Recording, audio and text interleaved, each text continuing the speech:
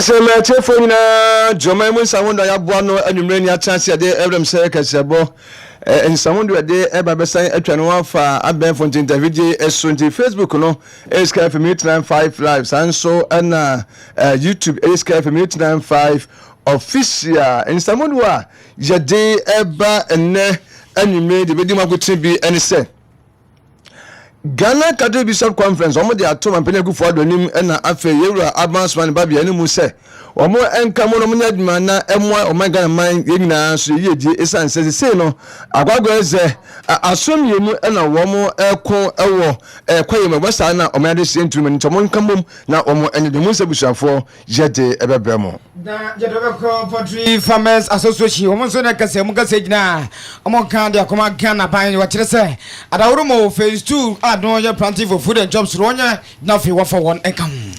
Sanso na ebeko MPP amnyekono emu na General Secretary de mamnyekono eyewura Justin Fipon Kodwanen wodi atudu awotire mu se NDC amnyekono mkwakwato bai eyom na muso mu wo mo de muso mu no abisafo de bebrem na yerebeko ngobeja nsa tachuma ngobeja wo na MPP first vice chairman onekura ya so ne samye papa ora John Kwame Dudu ododo na FN Sergeant wa yado elkese e de koma mozinfo ahoye Ramadan Electricity Company of Ghana ne fe na wa santima ntamu ase na mo ba manye kyeremu se na no de si wo eye adwoso wa bra nipa bonfo bi ekodu tubo tenot nam so ema wo mo prokesie eno ebubugu ye nam so mamanfo so kwaka adwa mu am koda sumu no wo mo kyere se do mo tiyesis na mbom enipa mo tais ad na kyerebo embenifo eguso mo hwe wo mo na yerebe kompomdi mo graduate unemployment nurses and midwife association mo so akamo bi pa mo kyerso matrafia che nkebe aban wo hwe mo ensam we era wo fo binum na enanwuma chase a yade Abraham Sekase aboya na atazere kase ebe eyeme Kwame Ofori Abuaje elder 0 minimia Baramasam Kofi Dr. Jidin Ansano Jidin Ansana wo bema no what does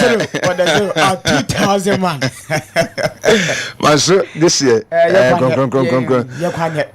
muka pa jame baba wo se mu dua nyan kwanta kwa na o maye ne kama asphalt pa jo afa yen fa bre kase no gentie emu ensem Awusa for first na first mu do no so engumo no enko ye Ghana Catholic Bishop Conference tre Roman asafo no wo asafo nka bomu ku ya ewo man Ghana mu ana sabe wo mo ekase wo mo echese o man pani akufo ado ana afese ira abanswan baben wo mo samu enu nyina se mpani fo mi no mo man mu wo mo enka mo no mo nyaduma na afi ade a ese ne bebo Ghana fo no wo mo entumi anya aduma na afi entumi emmo no mo nyai se se ekamien kwakwa ese se de asom yenu ana je se wo mo eko kwaye mu ebasa de na eze mu anketekete ne ye fa hen enwe ne yeka bomu na akoma emu no wo ho akere wo ni se empanifo mienu edo mo ya hye mo nsa so mo ntumi hwe na omomo o man Ghana so entumi enko enkan no wo mienu no agamaka kwene gwezo mo twe ne da ready a ene no edo hakese pa na be nyina no ejina eye anti-gay bill asabe parliament no aja tum na afa mo pass na ewo so mampele ku for so ne nsa ehase na eba be yam na so ewo man Ghana so emu no eno sensem ye ya eno akaba se parliament de kokomo mampele ku for do to kata e de ekomo amo se mo for ma esan so mo e de ba na de se be sign esan se nipa bi e de eye asem no akwakwa kodru court Supreme Court se wo mo enka ho asem mampele ku for do twen Supreme Court no na no de se wo de be ba ansa na gina so na fe what they assign aye bill no na nso ko ba say no elector no call aye parliament no and so am I say speaker so actually say o man benya go for da na dwen say samra no nya je so be sign dia eni ono nso enipa wapa wo mo se meya so afo man Ghana so emu yes abe parliament ni gusu a wodo so mu a ehun say pombo fata o mo se fata say o say wo mo etumi ebe ya so afọ so ewo man no mo jomo etumu no speaker so chese nsa na de tse dia omo so wo mo enyo mo enjomo nkoso a enyo mo hodima esanse ekoba sa no yewra Nelson Dafemopo wono so da semna ko Supreme Court akwakwadi injunction de ababa beto vetin ne so renti enya de se wo mo ebehwe sa na fe o matra ho no maje enipa so de atumu na we na nam so ama yise na de na akwakwa atwa mentwe kura atwa mentwe ewo man so emunem insanti no enam so ama Ghana Catholic Bishop Conference omo da tompanifo emienu se omomodia na afi womo enhwe se omo edma abomu na de hiama Ghana fo no so na bebo Ghana fo no so womo atumi ayede afa ho na president ede ema Ghana Bishop Catholic womo Reverend Sikka Kase3 22Nd president ne wakasa na watch say was sempany for say won hwe na omonya djuma emontie se de opanyin esi eka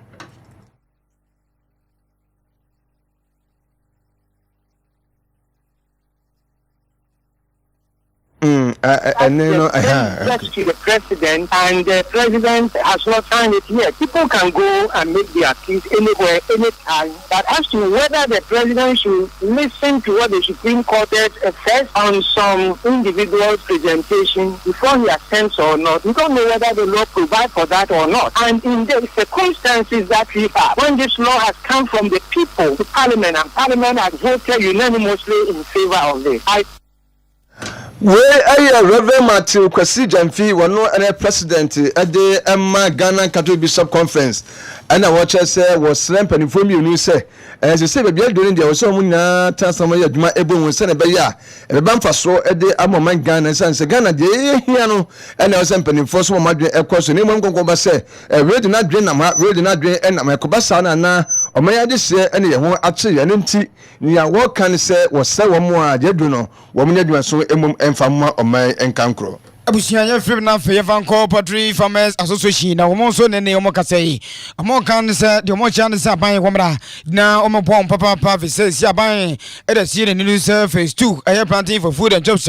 we de ba mu ahwada ne dia sa program yi ade se be boa phase 1 adi nkan kona phase 2 ni mu no e na Poultry Farmers omo mo yan kokko omo chesa da roma we de aban won tun so de fresen kabeya nkaja woni nku on papa fi se won kasa no ma wuro pinu a se won afamu ha hodo a won dwumadie mo no hia na wasankaban etimi ye momu gina mo se da roma we de phase 2 ibei hwe na fei na fafa won kan ho na de tu ni se okra wona so ye wo ma won ye nkokon no a ye kan se agriculture ana agriculture no a je se omo edi mu ntintima pa na nu mom na se Ghana ban e na ni kun won no ha betwa mboma da jan koma bi ne omen ye kan agriculture pa mu a na Poultry Farmers fei omo ye nkokon mo so atimi akwotere mu a ama na ko animu na da jan koma no obi ehun so anya we kura na Ghana ban etimi ye hye de bo na nam so am Poultry Farmers no na wono oye agukọ nyina etime jan na mo so na mereko a woni share na fe management committee chairman edema Poultry Farmers Association owura Kwame Intimidiodu onyan kwan yasonko no chem de ndi phase 2 die a Ghana ban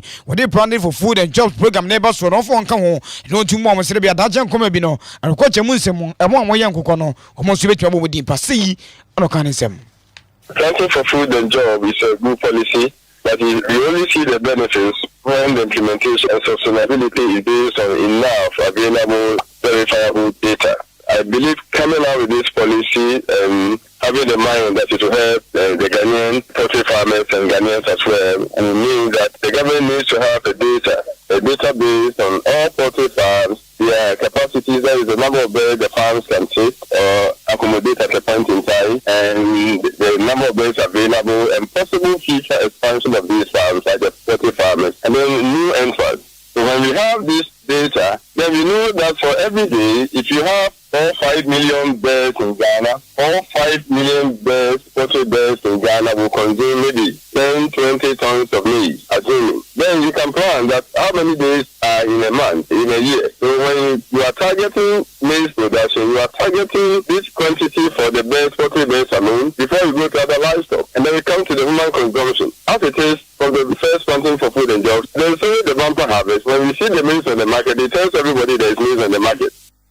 Abusiani Payatini King wono ne Poultry Farmers Association Management Committee Chairman Owura Kwame Team Diodu Cherian Ketia watches aban ya Roma planting with food and jobs no by papa na phase 2 dey hwe never one account team wapa Yanko MPP amyekono emuna General Secretary di mamyekono enyamfo Justin Frimpong Kodua edido na FNJFK wono ana chese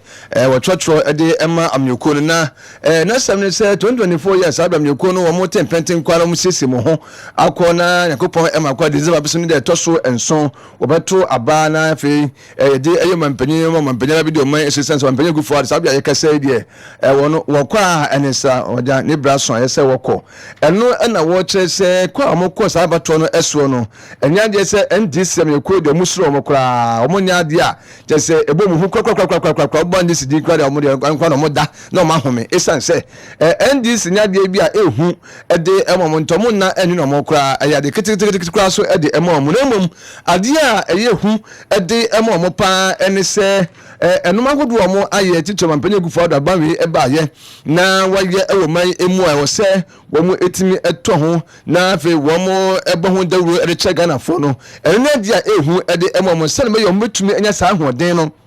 ede ayesa de no ene na de tabe emom da no mo edwene ho a campaign ne de efrase ne mom se nipa wo fom no wo mo ebetumi ehu ne pa no makodo mampanyin gu for da banwe watumi aye no motumi atiase ye adwina so de to aba ede ama MPP amekwa ne ade sesei wo mo edwene na NDC de wo mo enna edwene wo mo kwakwa ganse wo mu ni wo mo dada ngofo we de wo mo enu mo da papa anti ni wo mo betumi aye ne se wo mo bo ho da wo magana fo so timi atie one one communicators be form say am you na just be form na wakasa che Ghana fo nyina say man pele ko for the na ban we enu ntimuni asefo anto aba emfama MPP am you no enu na just say no ayi amade a wo mo da wo mo adu yenti ewura Justin Frimpong Kodua. MPP, our biggest challenge in this election, NDC4. Yes, NDC4 any challenge. Our biggest challenge will be our ability to communicate our monumental report. Yeah, challenge in 5 million elections say a bit more about the rule. I'm a mouthful Juma, yeah, Ghana from 2017 to 2024. 15 years, I didn't know. Ghana full, for me, but radio so sports are here. Come on, all African games of course. Facilities are here. Legon, stadium where you see swimming. Volleyball. Badminton. No more question. Ghana more. Can be the same crowd. Ghana full free. Accra, Kumasi. Check a final. This year, Kwame Bear, you will crown Konongo, Eba, and Nemuna, El Coso. None me free Accra. It could acquire Caswa, Kaya Kawas, and so master, my young master, to me, working my Ukukumasa Bank, El Costo, Airport, El Costo, a Yoba, Accra Sprinters, more, yeah, or Palace more, overhead, El Costo, of course, I wouldn't have tell you what, acquire El Costo. I would say the best, but I know with me that vision to one among Tessie. I would say a crowd back, vision that's all, a pretend more, but my shining now. Instead, you might officer Ghana for better said that they come about for Saba, that development wing that actually Ghana for swimming. So only say yet, trust or qua, the idea said piano, the Bashiri, and the idea Ghana for Shabatu. Jero Justin Frimpong Kodua busha for mo chene nkanja dia Ghana for we sabe ene se ene pa man panye go for do aye ye o medina so dia to aba ede amom no ene ade Ghana for ejina so ede aye ntam ne ku no wo mo eda adweno ko me fa so Ghana for so ate ase no eno na obobobo so na owie ye no ena wosan ede tudwa echem si e pa se de aba ede no kwakwakotu ese eho si hia MPP amekwo say how crucial it is for the party no we dey no see no 2024 elections are NDC MPP nyina no we bo ne beti afa no work up because na otie command MPP for a year there you say breaking the 8 no HSS if 92 but we are about 8 years yeah they see free 8 years after 12 years yeah no we know say historical facts and election results no HSS by be ako 8 and they say you break 8 years yeah na monto a year 2 any HSS yeah nyina no say dem so na once washa yet a campaign team 10 term should be because you say when it comes to record a Juma pass into Juma our member between ye and the NDC for concept be almost to chama almost class a bomb semi MPP aban a bump to Juma yes woman now they be no aban bia ba on ups and down MPP NDC era for pencil era runners a pencil era knows mama pencil era another whichever ba hodnya abokoso bibet match abafo but what na can nyina boma ene Ghana yi akoya NDC ni MPP enti eso odi nyina to nseni ni na busanza ampa ebia ede na mehwehwe se no mabakoduru no ede news happen person ne mame na enye den a that party menu why never wetimi ye bibia onu okwa Ghana for enchima timi kai se ampa abawe buy na national health insurance enu ho that time you call hospital which are dey timi Ghana ha oniska ashentai konfinu ko amafo betra sia kai se se be baby eduru na fango kwani ni ebe ira ko fada ma ikonya fango edum ka chese ajongo ya ye ka free senior high school be see there be 30 years time ko fado aban MPP aban yasna ye kan se ho chen beba and then free senior high school challenges abum but no card does not mean say yes you struggles beba challenges beba by a practice MPP aban we find solutions to problems na dey better say be complain it has to be estima ye about me or call UPSC or kai say na ko padaroma Ghana for unu mobo no mo to abamano o say ade ba ko e judge for enyapa ne say o the container say 20-footer container say 40-footer container afune be ni ba ko abehwe say we matches ayire we body we car o say only the oba ye behwe container say 40-footer container e boy twan evi enya afune ba be bibim anu say we say 20-footer ye Jera Justin Fimpo Kodria we trafo pani e de ema MPP amnyoko no abusia da so jina MP mayekoni wona me de okọ atwuma ngwebeja south na MP first chairman vice chairman no onyanfo John Kwame Dudu dodo na fe se John de nei yedo no muslimu fo asija Ramadan homo agasa mo che kom se digina ne se omo ya kom kire eje ne nyina enum wono oni se mu hia mo kakra na opani afa to no so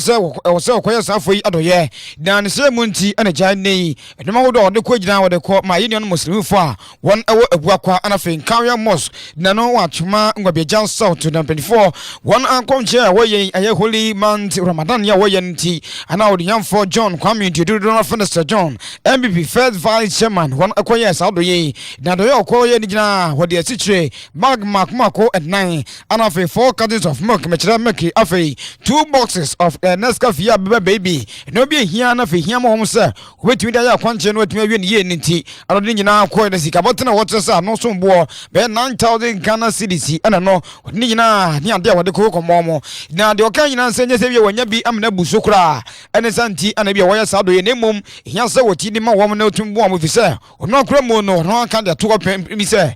nyakope na dum ne so mutumi ye ni sei na mo na bema ne tena so no be na wone Ghana ban na fe DC ne manfo mo batem nyina ahwe na kakra be ba ne sembia no otumi de aboa na de santi ene ja wonya akonya sonko a wo ye we na mreko a sentwefo ye bopi no agenchi mu sonko de ntinti a nei a wonye sike na fa busu beka so e bia abato beba so ntine bia wo ye se ni ade no nso nya mo nkonya sonko kire de ndinti a wo ye sade we e de ma wom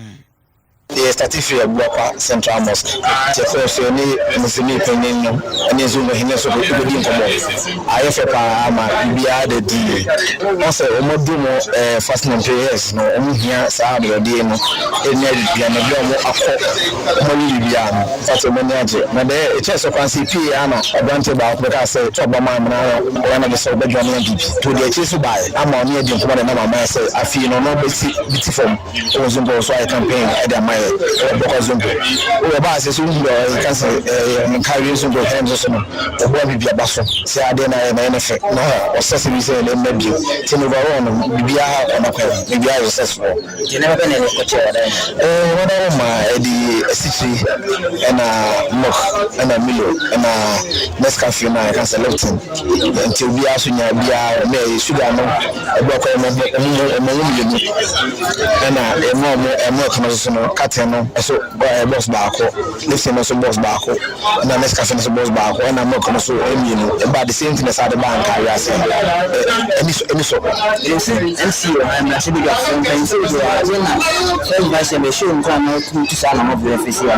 that's it here for efficient me no twebo me bon toa say part of the share trouble man catch say even his excellence na na dan kwa kufu ado kwa sentiment kata kana so ntino o pai too many be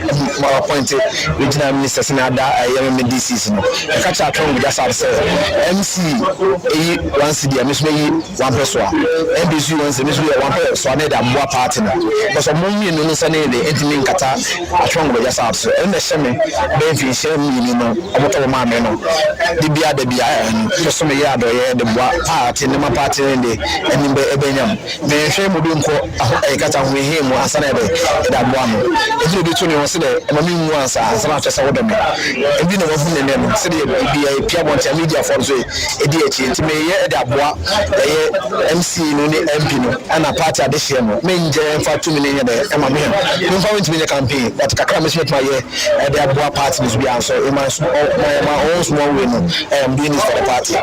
Obusia opani atini kin MBB first vice chairman okon atwimango be janso to asantemantam ya ura John Kwame Dudu na fan Sir John na doyeso kwa okoyede ma yedi ne muslim fo mo abuakwa ana fe nkawe moso no mu no so wakire won Ramadan wankasa akonjira waye na fe wode ahwe na atwimampo wo no ene je woye a onya akonya sonko kasa na wakire ntia woye sade ne no achi adamanfo binum so ho no wo ho na woni animfo wo no wo nkawe zongo chief a wo no wo no moni animfo no Yusuf Muhammad ana fe ko ebogo zongo so a won chief ne Haji Sani Muhammad wono so nya akonya sonko atweben opani no teso ade ba kuni santwefo ye kasa MBB aban amfisian so ni wona ya ade papa ne ye no ko a dwuma wodo pinu ano waye titu ene de Sir John abeye kura ebu won so don so nya akonya sonko ekasa echiemu de nti aho kasa since MPP eba abam okoma ni eda party bi a omo ka nkremofo yi edu se bi a ye wo se fasting mo bre no mabebri ema the whole entire community no ema ye nechipa yi enti no the minister so no se MPP nyankopon nye de ema party no nye de enyankoso empeja party no ema party no so nkabom enti se na misisi na MPP ba na okoma ni eda na asema ede wo ene mai da ba se me na kaje Sir John eni de asida ena me de ma no se buru enti ase so aside party no the party di ba nenso nyame ncha de de ono so de ba ye no asida na de ma no yeni aso yeni age ye dase ebi mra bio ni nyira no obi e so obi aye de comfort no na ye mpese de bia e beti se sinkremofo se ekoba se dede bi ba sinkremofo na nkremosum no so eye asundwie ensum enti de meka kire nkremofo se du sa abatro no bi anye de comfort no se ne ba ye dina amanfo ta abo no e de mba from kan se asida me gina me ma na mu na mada na se bi eburu se bi so nye ni pa nyina na ye wo sa agidie no se oba Islam mo ye wa bosume no ye dumienu ye oba fu mo ye bosume kronkron ene fa Ramadan duru ho a ende na beka se kramofo nyina na ye ko a se bi ye sum nyam sa afi ne de obom oyire ho na obom pa nhira nyame so de be ma na kesi so no na achiriya ne ne ti se duru asa na che se nyina ye wa konchi ti se obinya pepa na onya didie na odi bibisa abrewa Because no so I had it. Dina be jina man and them no madanas. Inshira nyamisi ubi obeya kwanchini biya. Se ye anka haba ba kono admano inshira womu. One kind mo any chide the eka ho fama. Oliver Twist always asking for more. Ntino ayede yede ejina bakumam.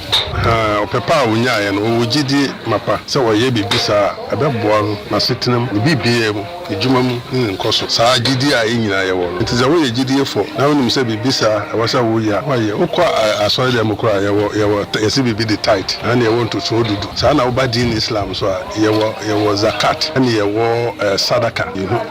emu bia obe bia na ko nshira wo etimi me dia obe sadaka no obe ya mai nyame di nshira no ma abusiani atete na edidi so gina nyawodo gina aye nkawe zongo chief Yusuf Muhammad anafei ebokwa zongo chief Haji Sani Muhammad mrekwa Sir John koya do eso kode ma won mrekwa won Ramadan wode ahye so nei wode koma won ogobokwa edi nkawe mpatem yankwa sabu fam na yakwa sabu fam dia na ya ba santima ntam ase ye na yakọ isiji fomo akachi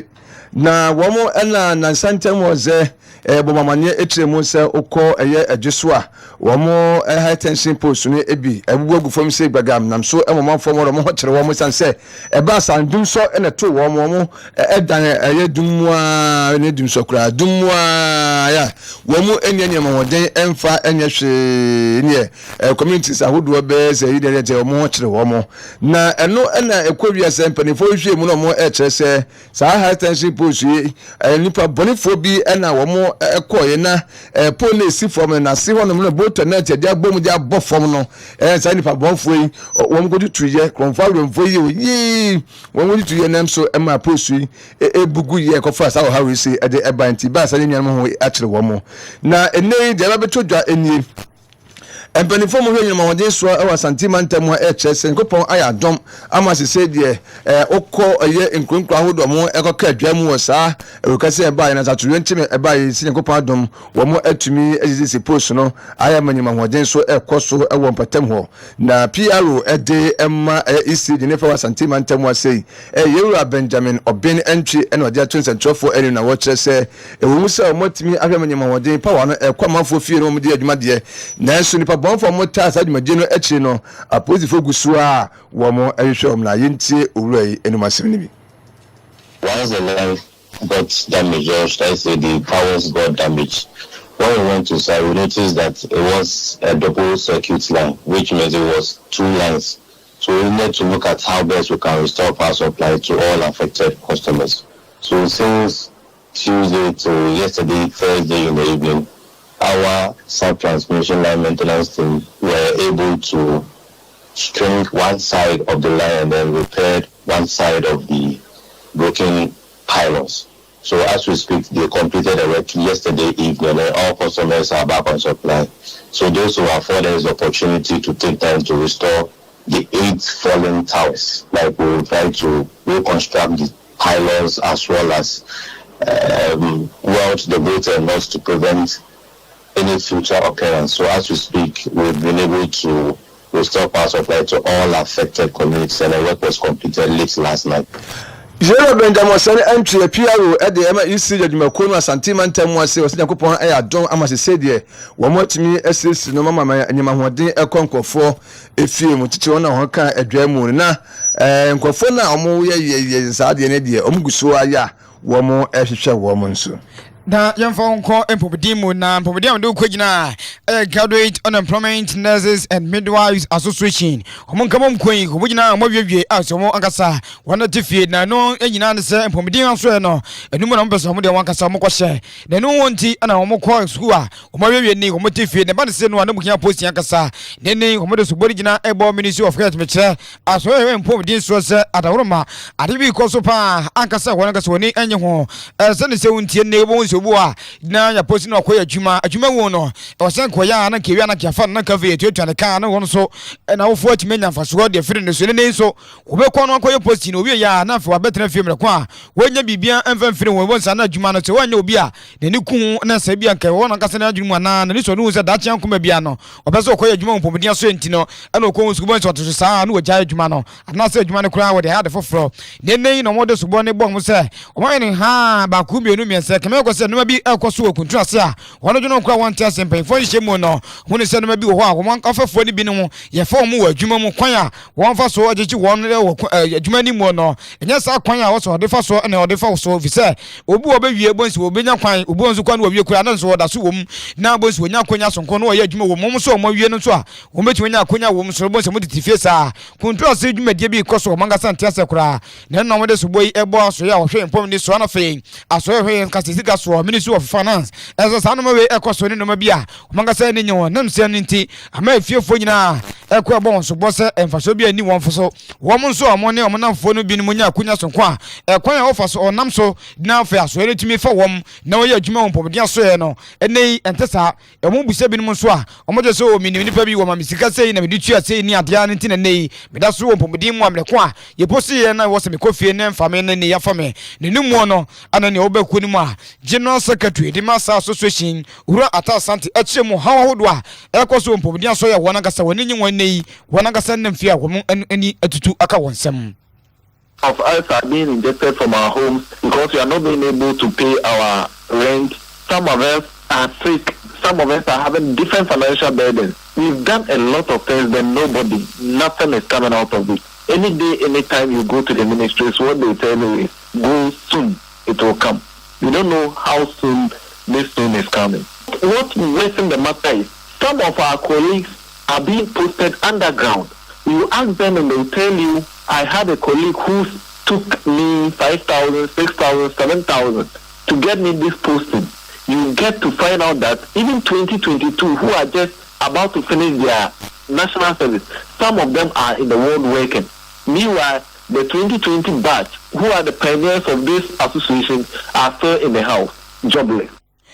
For the President King, a General Secretary, the man carried on Employment Nurses and Midwives Association. Urata Asante, watching Mohaudwa, one the moon, the Kwanko, now question Pomidimo, is your best of Quadmon, Pomidia Soyani, Howdwa F. Mino, watches a bear, and Pomidimo, no more nothing more, yes, I decided way, a home at 2 pa. Young Tucker, one is and I feel young corns and for so emu.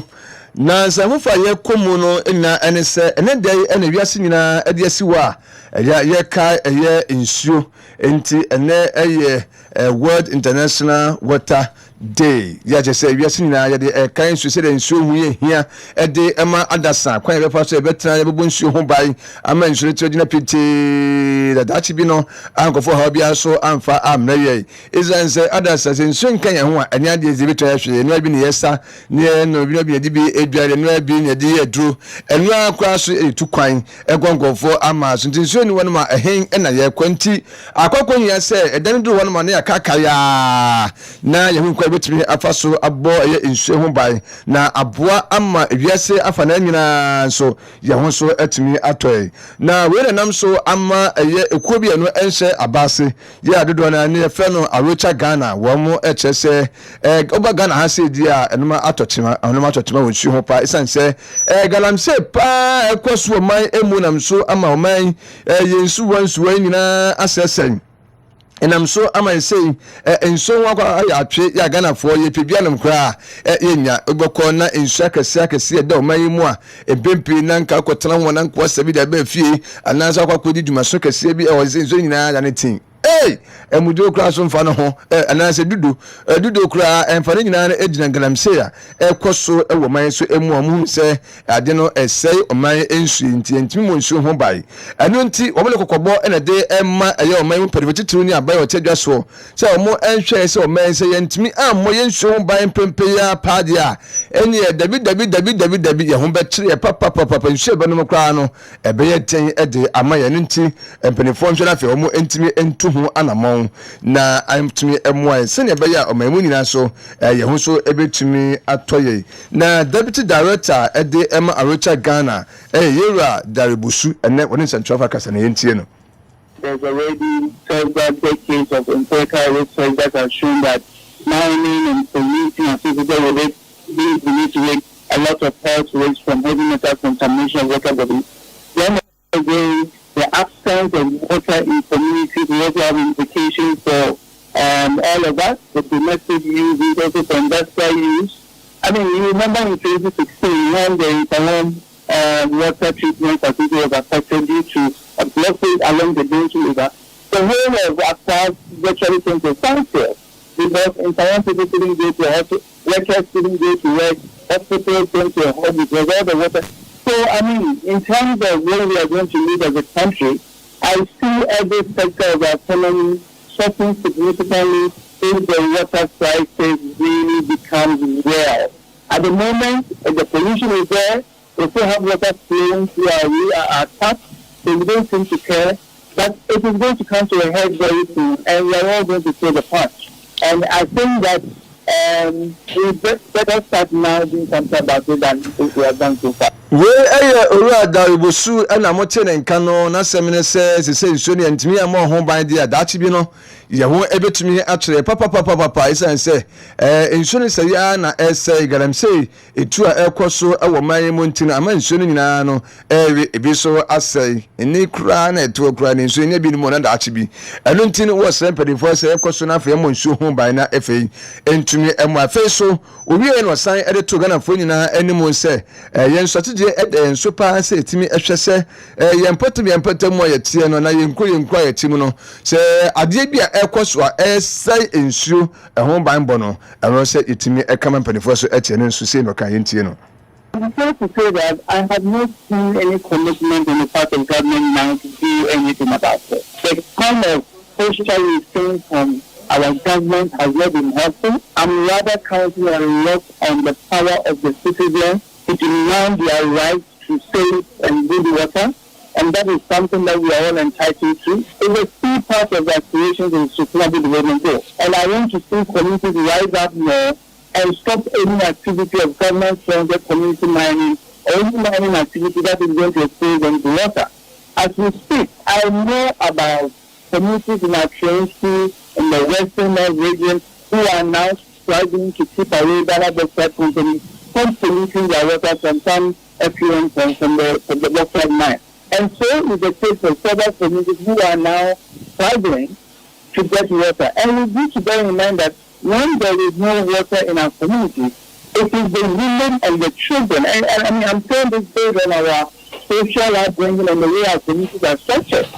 It is the women and the children who are going to suffer the brunt of all of this. So for me, I think that citizens need to rise up. Our leaders are failing us, and I believe that we can take this challenge on and then deal with it.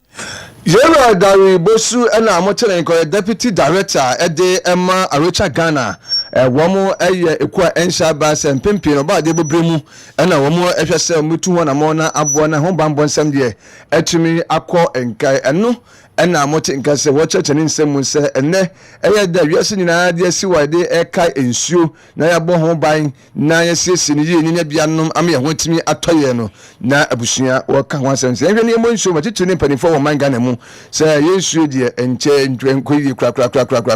ebinom asɛsɛ bo nsɛ galamsefo ɛsɛbi na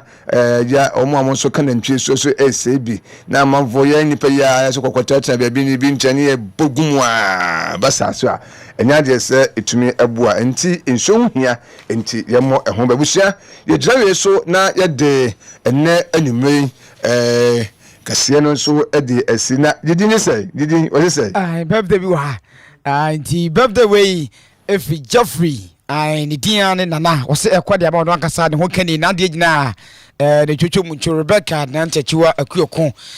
wo se ohu a na bibi ya yere ne e wawoda twediam pobase de won kan wo no mwa na o ye first year student e wo UCC ankasa nti wo san so ye adwuma Bridges of Life Center for Autism and Related Disorders e ho ankasa ana wo ye wodwuma na wo san so ye first year student o senya kopon twediam po no mwa won kan ho we e happy birthday Jeffrey nana ede Emma Rebecca na ntachiwa akuoko o senya kopon twediam po won kan ho na fe ono emwa we enso we de opani ba ko ko school a